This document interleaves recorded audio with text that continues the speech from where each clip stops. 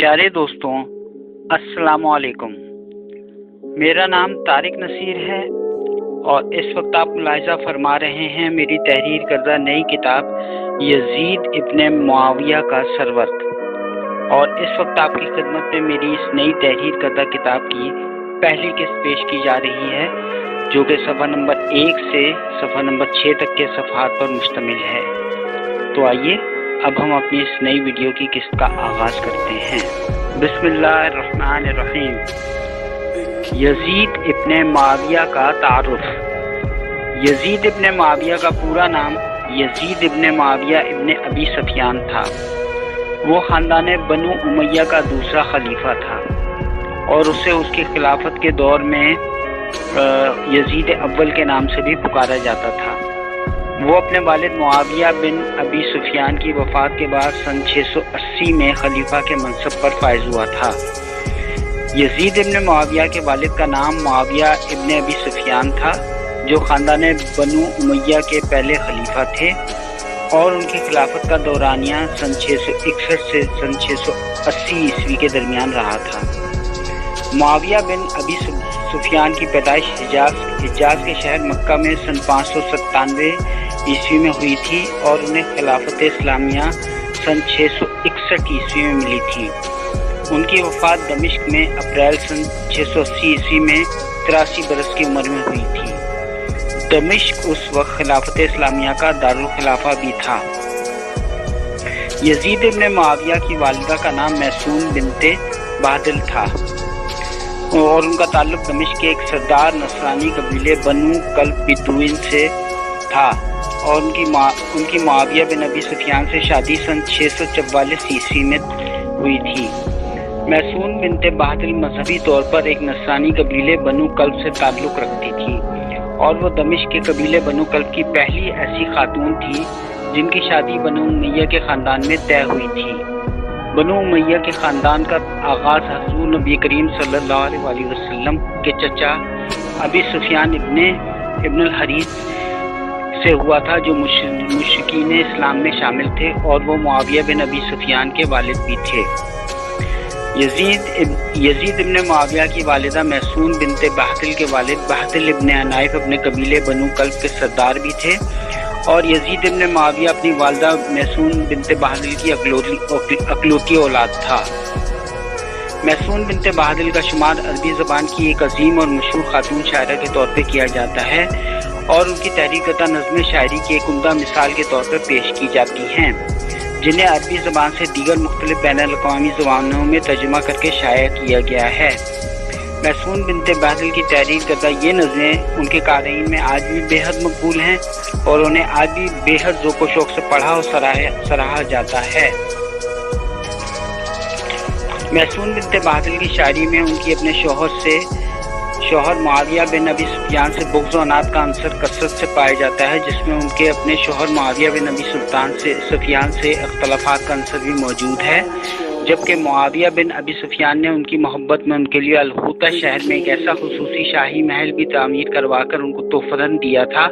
جس میں ایک ایسا باغ بھی تعمیر کیا گیا تھا جس میں میسون بنت بہدل کے پسندیدہ پھل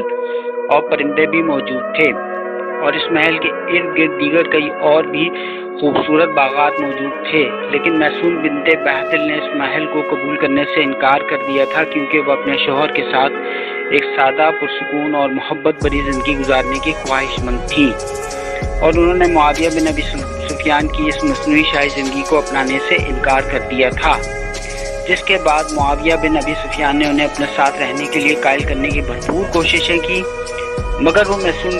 بنت بہدل کو قائل نہ کر سکے۔ مزید برآں معاویہ بن ابی سفیان کا دل اپنی پیاری بیوی میسون بنت بہدل کی طرف سے بھی بے حد خراب ہو گیا تھا۔ جب میسون بنت بہدل نے اپنے شوہر معاویہ بن ابی سفیان کی مخالفت میں ایک شاعرانہ نظم تحریر کی تھی اور اسے اہل عرب میں پھیلایا، تو اس واقعے کے بعد میسون بنت بہدل نے معاویہ بن ابی سفیان سے اپنے اختلافات شدید ہو جانے کے بعد ان سے طلاق لے لی تھی،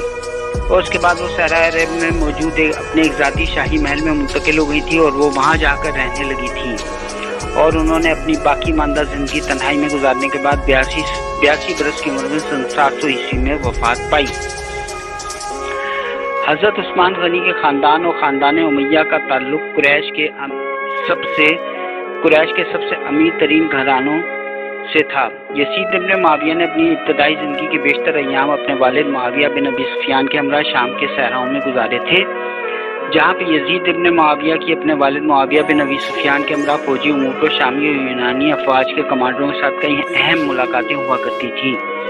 یہاں تک کہ سن 661 عیسوی میں یزید ابن معاویہ کے والد معاویہ بن ابی سفیان خلفاء راشدین کے بعد خلافت اسلامیہ اور خاندان امیہ کے پہلے خلیفہ بن گئے تھے۔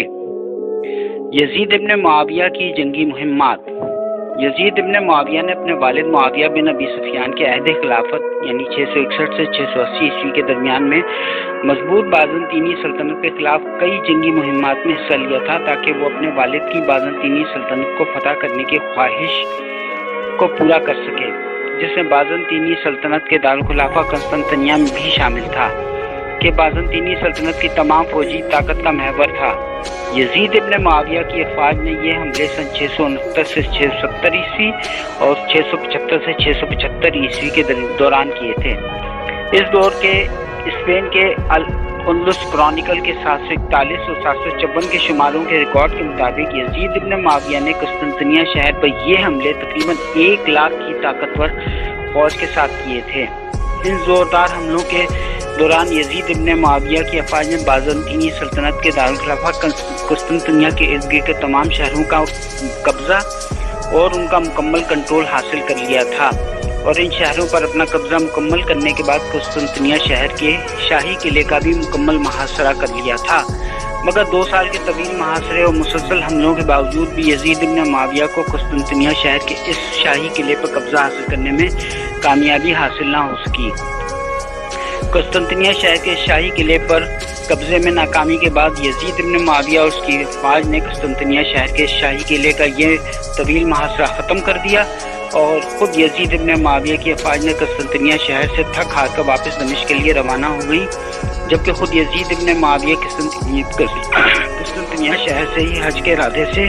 مکہ کے سفر پر روانہ ہو گیا۔